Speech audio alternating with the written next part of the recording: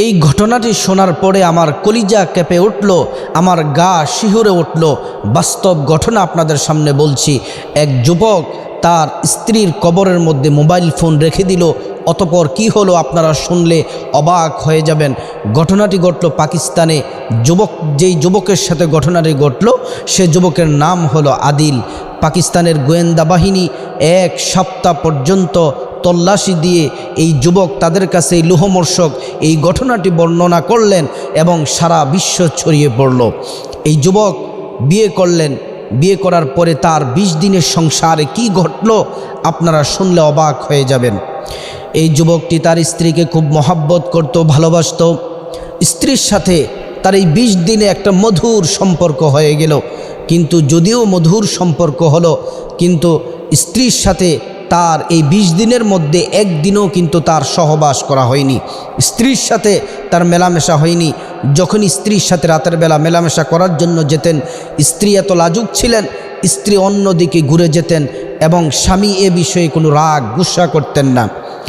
20 দিন যাওয়ার পরে যখন যুবক চলে গেলেন কাজের জন্যে, চাকরির মধ্যে যখন চলে গেলেন, চাকরিতে যাওয়ার পরে হঠাৎ খবর আসলো এই যুবকের স্ত্রী মারা গেল, ইন্তেকাল করলো। কারণ মৃত্যু তো সবারই হবে একদিন, আমার আপনাদের সকলেরই কিন্তু মৃত্যুর স্বাদ গ্রহণ করতে হবে। আমরা যাই করি না কেন, যখন মৃত্যুর সংবাদ যখন শুনি সেটাকে আমরা বিশ্বাস করে নেই। কারণ আল্লাহ তাআলা কোরআনে বলছেন, কুল্লু নাফসিন যায়িকাতুল মাউত, প্রত্যেকটা প্রাণীকেই মৃত্যুর স্বাদ গ্রহণ করতে হবে। এই যুবক আদিল 20 দিন এই তার ছোট্ট এই সংসার, এই 20 দিনের সংসারে সে যখন কাজে গেল, এই স্ত্রীর মৃত্যুর খবর শুনে তার মাথার মধ্যে যেন আসমান ভেঙে পড়ল। সে খুব কষ্ট পেলেন, কাঁদতে কাঁদতে বাড়িতে চলে আসলেন।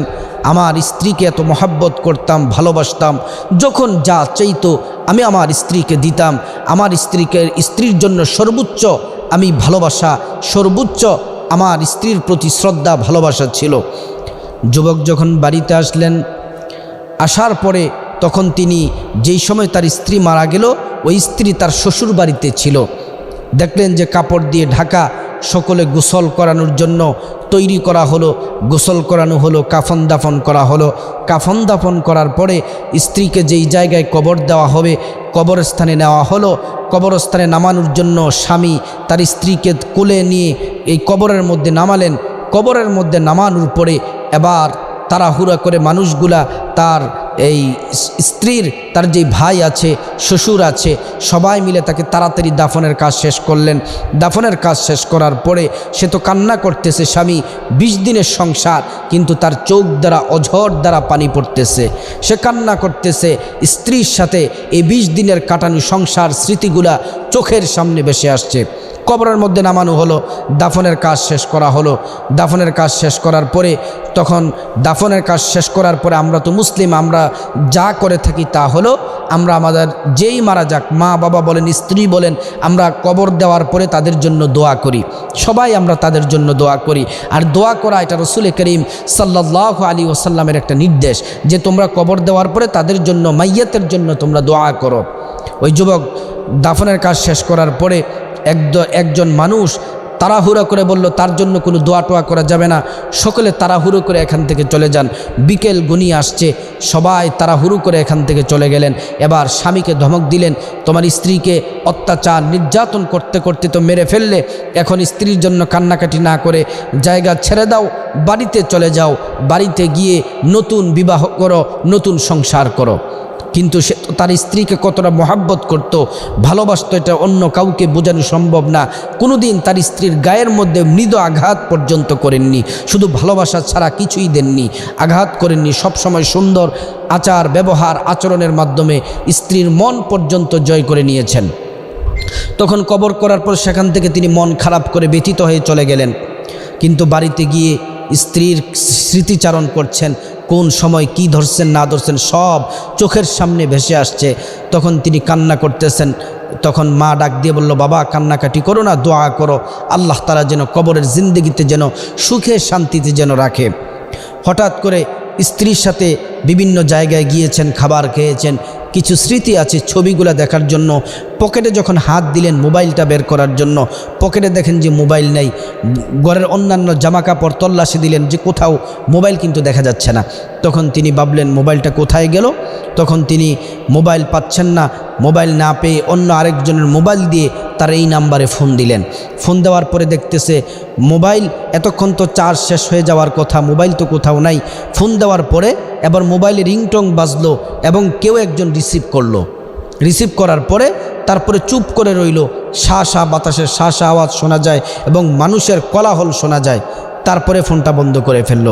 সে তাড়াহুড়ো করে কবরস্থানে গেল। কবরস্থানে যাওয়ার পরে এবার কবর যে পাহারা দেয়, কবর যারা করে, এই কবর পাহারা দেওয়ার একজন বৃদ্ধ মানুষ ছিলেন। ওই মানুষ বলতেছে তুমি এখানে কি করো? বলতেছে আমি আমার মোবাইলটা নেওয়ার জন্য এখানে এসেছি। আমার এই কবরস্থানের মধ্যে আমার মোবাইলটা পড়ে গেছে, আমি মোবাইলটা এখান থেকে তুলতে হবে। তখন বলল না না, আল্লাহর বিধান, কবর দেওয়ার পরে এটা হচ্ছে আলমে বরজখের জিন্দেগি, কিন্তু সেখানে কবর থেকে তুমি মোবাইল আনতে পারবা না, তুমি বাসার মধ্যে চলে যাও। কিন্তু সে ভাবতেছে না, মোবাইলে ফোন রিসিভ করা হলো এবং মানুষের কথা পর্যন্ত শুনতে পাইলাম, এটা তো একটা অবাক করা একটি ঘটনা। তখন এই যুবক এই কবর পাহারাদারের সাথে কথা বললে তখন তিনি বাড়িতে চলে গেলেন। তিনি বাড়িতে গিয়ে কোথাও কোনোভাবেই তার মনটাকে তিনি বোঝাতে পারলেন না। রাতের বেলা আবার চলে আসলেন। আসার পরে বলতেছে না, আমার কবর খনন করতেই হবে। তখন ওই কবর পাহারাদার মুরব্বী বলতেছে তুমি যদি কবর খনন করো তাহলে তোমার শ্বশুরবাড়ির লোকজন আমাকে মেরে ফেলবে এবং তোমারও বড় ক্ষতি হবে। তখন যুবকটি রাগারাগি করলেন, রাগারাগি করে বললেন না, যে কোনো মূল্যে আমি এখানে খনন করব। যুবক কবর খনন করলেন। কবর খনন করার পরে হঠাৎ এমন একটি দৃশ্য দেখলেন, তার শরীর কেঁপে উঠল, পশমগুলা দাঁড়িয়ে গেল। দেখেন যে এইখানে তার স্ত্রীর লাশও নাই, মোবাইল পর্যন্ত নাই। তখন তিনি বললেন লাশ কোথায় গেল, মোবাইল কোথায় গেল?